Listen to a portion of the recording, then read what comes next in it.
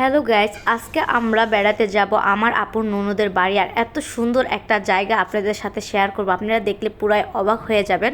তো আসসালামু আলাইকুম, সবাই কেমন আছেন? তো এই যে সবাই রেডি হয়ে বাসা থেকে বের হচ্ছে, আর আমার একদমই যাওয়ার ইচ্ছা ছিল না ভাই। আজকে যে বাড়িতে যাব এত হাঁটতে হয়, হাঁটতে হাঁটতে আমার পুরাই পা ব্যথা হয়ে যাবে।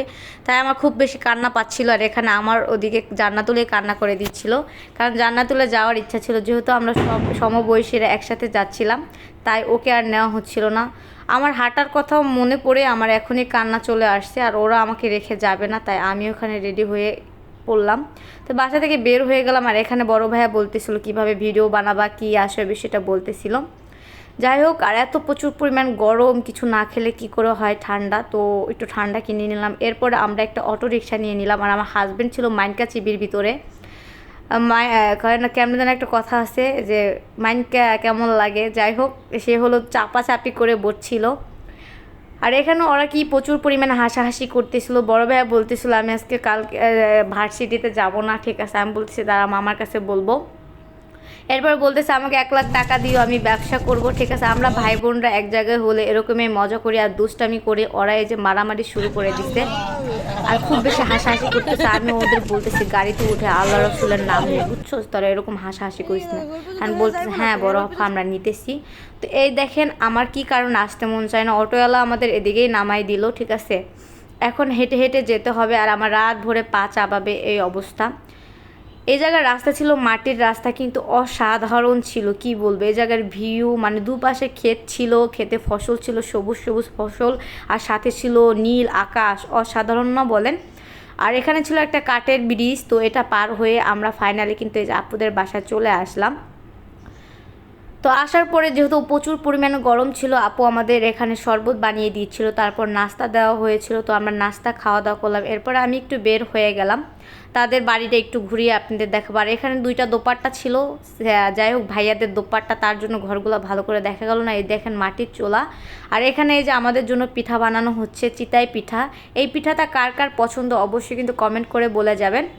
আমাদের মাদারীপুর শিবচর অঞ্চলে এই পিঠাটা খুব বেশি চল, মানে কি বলবো, অনেক বেশি পছন্দ করে, আমাদের ফ্যামিলির সবাই অনেক বেশি পছন্দ করে।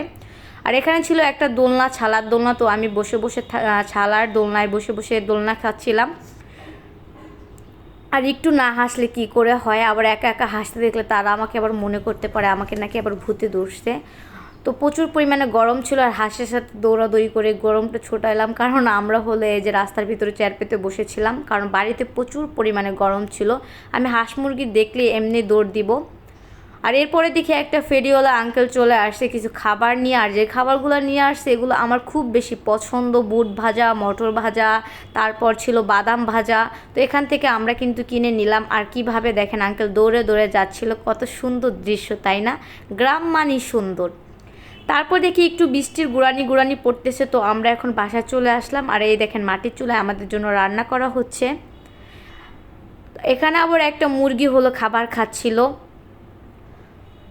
এরপর আমাদের ওই যে খাওয়া দাওয়া করব এখন, এই যে আমাদের খাওয়া দাওয়া রেডি। তো আমাদের খাওয়া দাওয়া ছিল আজকে চিতাই পিঠা, তারপর ছিল গরু মাংস, তারপর ছিল আপু দেশি মুরগি ভুনা করেছিল, সে যেই মুরগি পালে, তারপর ছিল পোলাও ভাত, আর ছিল রুই মাছ। তো খাওয়া দাওয়া শেষ করতে না করতে দেখে এত সুন্দর একটা বৃষ্টি আসছে, কি বলবো, আল্লাহর রহমত, আমাদের খাবারটা যেন হজম হয়ে যায়, বুঝছেন।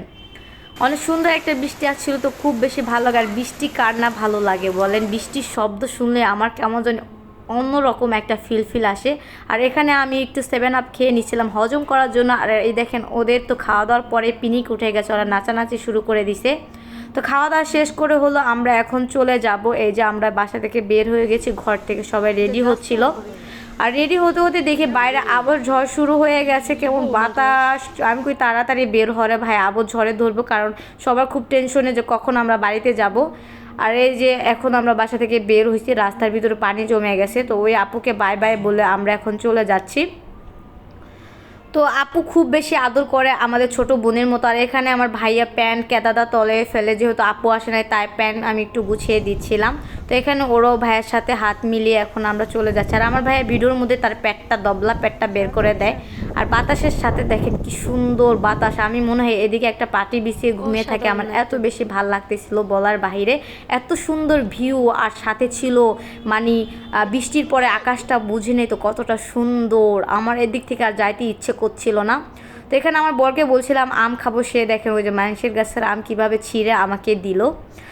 তো সাহস আছে বটে, বোর জন্য চুরি করে দেখেন। তো এখানে যে আম খাচ্ছিলাম হেঁটে হেঁটে, আর এই মেয়েটাকে দেখে ওরা হলো ভাব করছিল, আমি মেয়েটা তোকে লাথি দিয়ে আড়ার মধ্যে ফালাইবো, তোরা যে ভাব নিচ্ছিস। তো জায়গায় জায়গায় দেখি শুধু আম গাছ আর আম গাছ, আর এগুলো কী ক্ষেত বলতে পারবেন? বাদাম ক্ষেত। আর দেখেন আকাশের কি সুন্দর একটা ওয়েদার, ও মনে হয় লাইটিং করছে। আর এই দেখেন ভিডিও ম্যানরা তার ছবি তুলতেছিল, আমি আবার এদেরকে ভিডিও করতেছিলাম। তো এরপরে হলো আমরা এখান থেকে আবার একটা ভ্যান গাড়ি নিলাম। আর এত বড় একটা গাছ আমি কখনোই দেখি না, কি লম্বা গাছটা দেখেন, বাতাস কি, তারপরও গাছটা ভেঙে কিন্তু পড়ে নাই। তো ফাইনালি এদিক থেকে, আর আজকে আমি মরতে মরতে বেঁচে গেলাম, গাড়িটা এত সামনে ছিল, ভাইরে ভাই আমাদের ভ্যানের সাথে লেগে যাবে, আমি তো মরতে মরতে বেঁচে গেলাম, এত ভয় পাইছি। আর হেল্পার ওই ভাইয়ারা আমার এই ভয় দেখে হাসতেছিল, আর ভয়ে দেখেন আমার কেদা দিয়ে জামা কাপড় সব তলিয়ে ফেলছি। এরপরে যে এখন আমরা হলো বাসায় চলে যাচ্ছিলাম, আর আর ক্যাদার ভিতরে নেমে কি করছি, ঠিক আছে, এই ভিডিওটা অবশ্যই দেখাবো যে আমরা ক্ষেতের ভিতরে কোথায় যাচ্ছিলাম। তো পরবর্তীতে আপনাদের এই ভিডিওটা আবার আপলোড করবো। আসসালামু আলাইকুম, সব ভালো থাকেন।